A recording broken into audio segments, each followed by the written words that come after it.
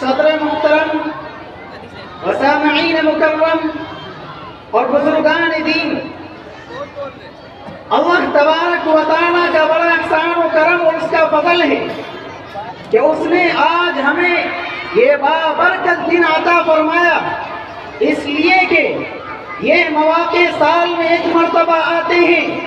آج نرے کے اندر ہے تو کل جرودے کے اندر، پرسوں منصور پور کے اندر ہے تو اس سے آگے کھتولی کے اندر، یہ جلسے ہوتے ہی رہتے ہیں اور ان کا موقع صرف ایک سال میں ایک مرتبہ آتا ہے۔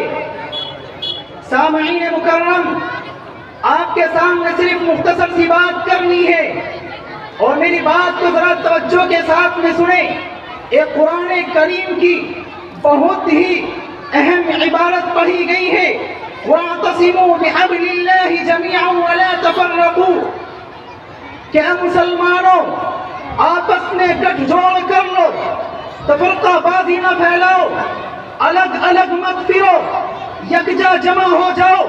اگر تمہیں سپر پاور طاقت حاصل کرنی ہے، اگر تمہیں دنیا پر حکمرانی حاصل کرنی ہے، اگر تمہیں پوری دنیا پر حکومت کرنی ہے، دیگر حضرات کو زیر کرنا ہے، دوسرے مذاہب کو اپنے نیچے لانا ہے، تو ہمیں ایک جوڑ ہونا پڑے گا، ہمیں آپس کے اندر اتحاد پیدا کرنا پڑے گا، ہمیں لڑائی جھگڑوں کو ختم کرنا پڑے گا، انتشار ختم کرنا پڑے گا، اختلاف ختم کرنا پڑے گا۔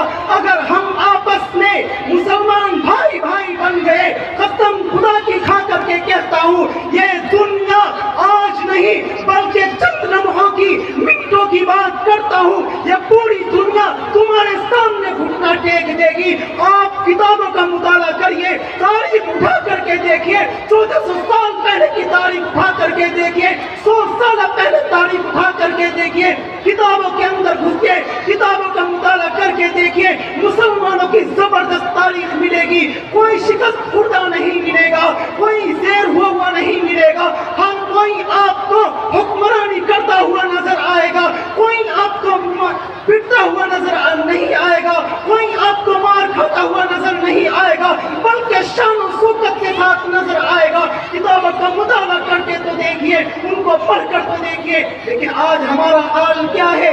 ایک ادھر بیٹھا ہے، اس امام کے پیچھے نماز نہیں پڑھنی، ایک ادھر بیٹھا ہے، دوسرا امام اٹھا کر کے لاؤ، مدرسے کے اندر سے مفتی اٹھا کر کے لاؤ۔ یہ اختلاف ہے، یہ انتشار ہے، یہ بے حیائی ہے، تمہارے اندر عیب ہے۔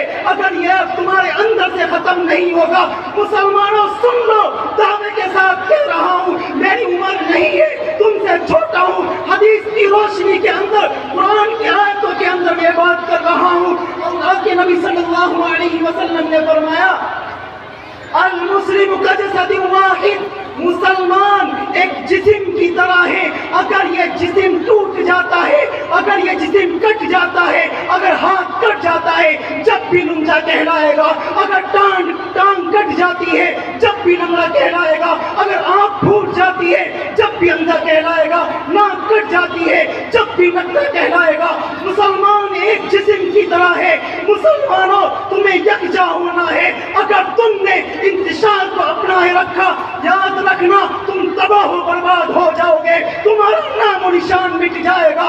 آج تم میرے سامنے بیٹھے ہو، میں بھی تمہارے سامنے بیٹھ کر کے تقریر کر رہا ہوں، میں بھی تباہ و برباد ہو جاؤں گا، تم بھی تباہ و برباد ہو جاؤ گے، تمہاری نسلیں پیدا نہیں ہوں گی، اس لیے کہ نسلیں بھی تم سے چلیں گی۔ پچھلی تمام نسلیں تباہ و برباد اسی اختلاف و انتشار کی وجہ سے ہوئی ہے۔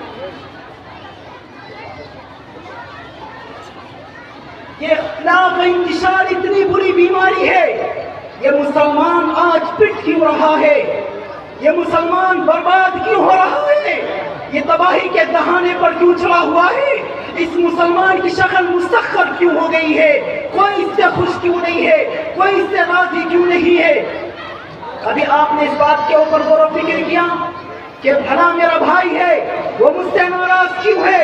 میں بڑا ہوں۔ یہ میرے بھائیوں، صرف ایک ہی وجہ ہے، اختلاف و انتشار ہماری بنیادی وجہ ہے، اور تباہی کی بنیاد یہی ہے ہماری اختلاف و انتشار۔ یاد رکھنا، آپ کو اپنے اندر سے اختلاف و انتشار کو ختم کرنا ہے۔ ہمیں آباد ہونا ہے، ہمیں پوری دنیا پر حکمرانی کرنی ہے، ہم کسی کے زیر سایہ نہیں رہیں گے۔ دوسری قوم ہے یہ کہتی ہے ہمیں غیر مسلم کے نیچے رہنا پسند نہیں ہے، ہم مر جائیں گے، ہم کٹ جائیں گے، لیکن کسی غیر مسلم کو اپنے اوپر حکمران نہیں بننے دیں گے۔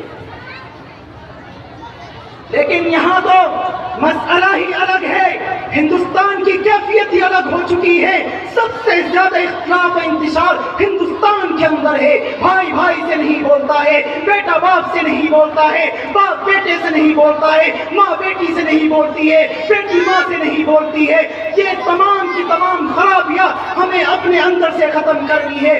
میرے بھائیوں، وقت تھوڑا دیا گیا ہے، لمبی بات کرتا، لیکن میرے بھائیوں اتنا ذہن کے اندر رکھ لو، اگر تم نے اپنے اندر سے اختلاف و انتشار ختم کر دیا تو تم آباد ہو، اور تمہاری آنے والی نسلیں آباد رہیں گی اور قیامت تک آباد رہیں گی۔ لیکن اگر اختلاف و انتشار ختم نہیں کرتے ہو تو تمہارے چترے بکھر جائیں گے، تم تباہ و برباد ہو جاؤ گے۔ یہ بات میری دعوے کے ساتھ ہے، کتابوں کو کھول کر کے دیکھ لینا۔ اگر تم ایک گٹھ جوڑ بن کر کے رہو گے تو تم آباد رہو گے، ورنہ تم تباہ و برباد ہو جاؤ گے، تمہارا نام و نشان ختم ہو جائے گا۔